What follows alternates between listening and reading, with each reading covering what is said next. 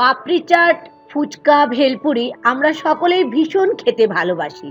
তবে আজ বন্ধুরা শিখে নেব বাড়িতে একটা স্পেশাল মশলা দিয়ে আলু কাবলির রেসিপি, যেটা বানানো খুবই ইজি আর এক্কেবারে দোকানের মতো স্বাদ হবে।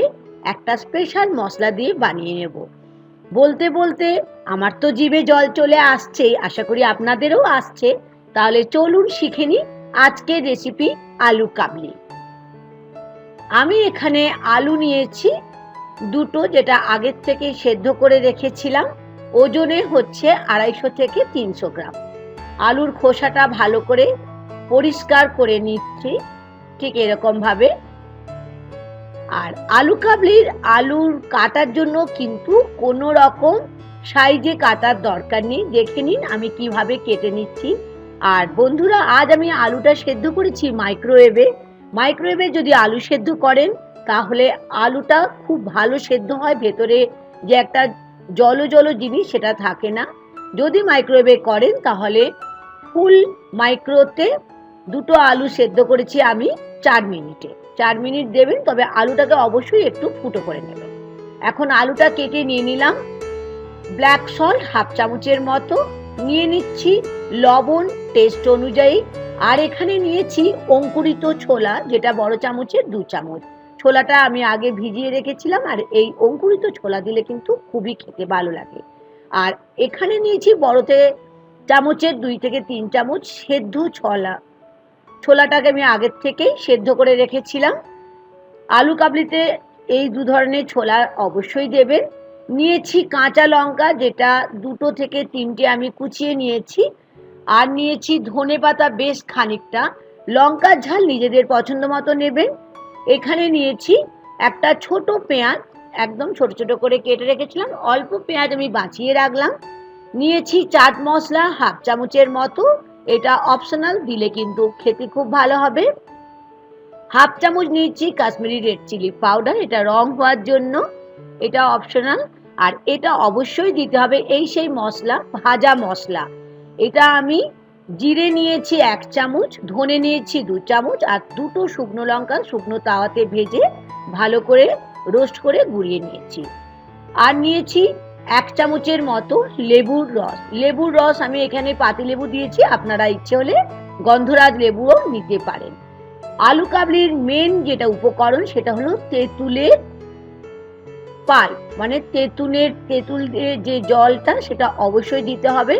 আমি আগের থেকে তেঁতুলের জল বানিয়ে রেখেছিলাম, যেটা বড় চামচের 2 থেকে 3 চামচ দিয়ে দিতে হবে। তেঁতুলের মানে টক ভাবটা আপনারা আপনাদের পছন্দ মতো নেবেন, অনেকেই টক বেশি ভালোবাসেন।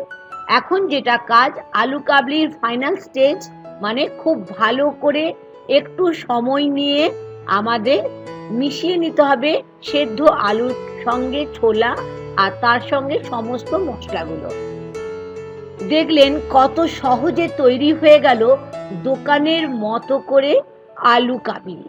এই আলু কাবলি রেসিপি আপনাদের সঙ্গে শেয়ার করতে করতে বন্ধুরা আমার একদম শৈশবের স্কুলের কথা মনে পড়ে গেল। হয়তো আপনাদেরও স্মৃতি আছে, অনেক সময় মা তো টিফিন দিতই, কিন্তু তারপরেও মনে হতো বন্ধুরা একটু আলু কাবলি কিনে খাচ্ছে, যাই বন্ধুদের সঙ্গে দাঁড়িয়ে আমিও একটু আলু কাবলি খাই।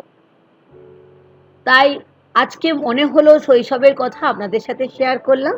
আপনাদেরও যদি এরকম কোনো কিছু স্মৃতি থাকে অবশ্যই শেয়ার করতে পারেন আমার সাথে।